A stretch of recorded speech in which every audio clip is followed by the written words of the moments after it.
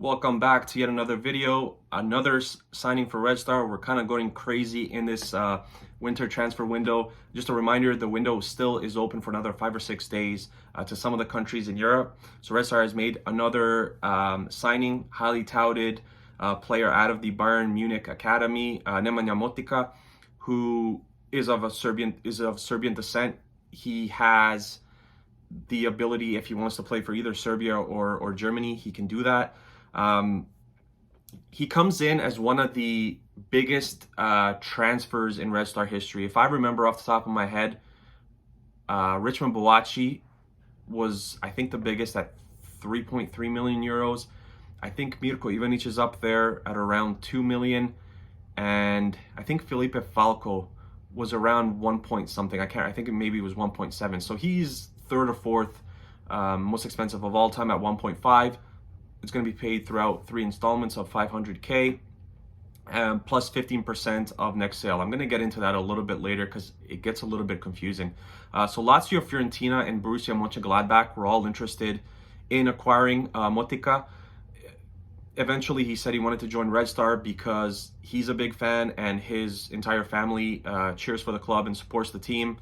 And this kind of goes back to Aleksandar Dragovic. Like, Aleksandar Dragovic wanted to come to Red Star, first of all, because he was a fan, but also because it was the club that his grandfather grew up cheering for, and he wanted to kind of fulfill his grandfather's dream, so to say.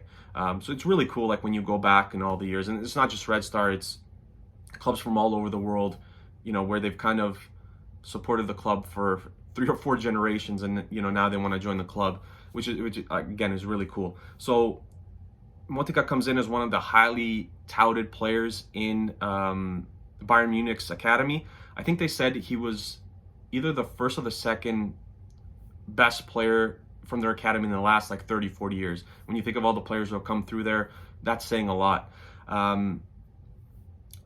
The issue with Motika and Bayern Munich is, you know, as good as he is, Bayern Munich has better players at that position, unfortunately, with Gnabry there and Müller and Sane and all these guys, and Kingsley Coman was there as well, or is there. There's just way too much talent. It'd be really hard for him to break into the club. So selling him, I think, was the smart choice. Now, there is a 5 million euro buyback clause with the signing Red Star. So, for example, if Bayern Munich want to buy him back, they can get him back for 5 million. If another club steps in and says, let's say Crystal Palace, for example, just off the top of my head, if Crystal Palace said they want to pay the 5 million, all Bayern Munich has to do is match that, and then he goes back to Bayern Munich. Now, if someone else offers, let's say 7 to 10, 15 million euros, whatever the case may be, the buyback clause doesn't really apply anymore, and he would have the choice of going to that club, whoever paid 15 million, let's just say Liverpool, for example, since we're already in the Premier League. He would have to go there. Now, I don't know how the 15% of next sale works on that. I don't know if Bayern Munich would still get 15% of, like, let's say 15 million or whatever the case may be. Not too sure about that. And the contract is usually signed where it's like after a year, the buyback clause would be 5 million. After a year and a half, it would be like 5.5. And after 2 years, it would be like 6. I'm not too sure about that.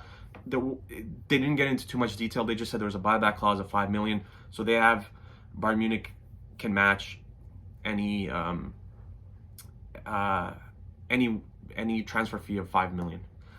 So he's primarily a left winger. He can play on the right wing as well. He can play as a second striker. He can play as a center forward. Now, what this transfer kind of tells me with Red Star going forward is that Richarlison Živković and Filippo Falco haven't impressed in the preseason tournament before the second half of the season, if that makes sense. It really does show me that, because we kind of said, or Stankovic said, that he still believes in Filippo Falco. He still believes that he can offer this club something else.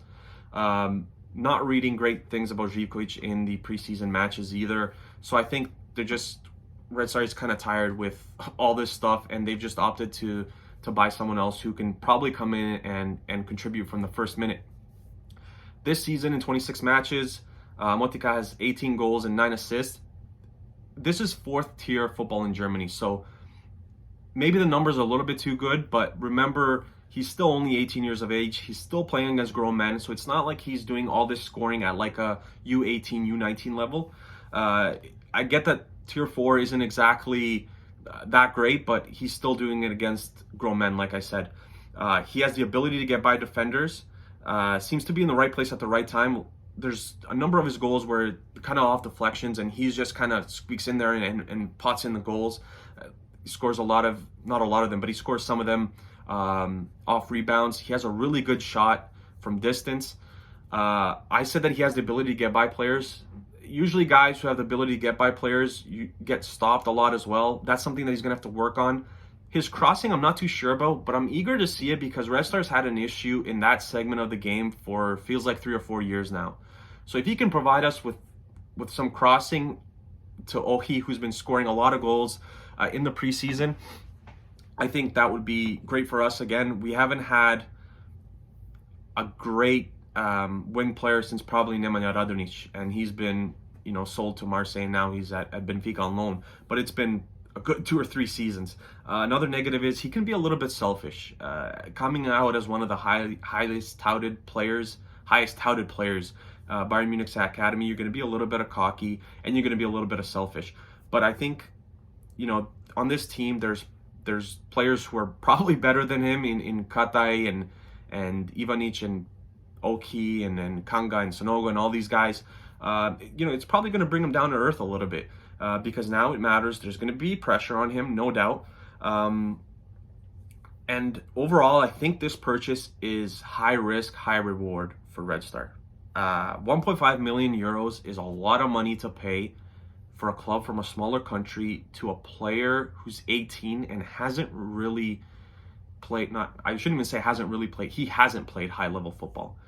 I think the UEFA Youth League is probably, I would say it's somewhere there with like the tier 4 of German football. It might be even a little bit better because you're playing, guys from Barcelona, Real Madrid, and all these great academies from the world. So it's like their version of UEFA Champions League. It's just for players under 19 or under 20, whatever the case may be.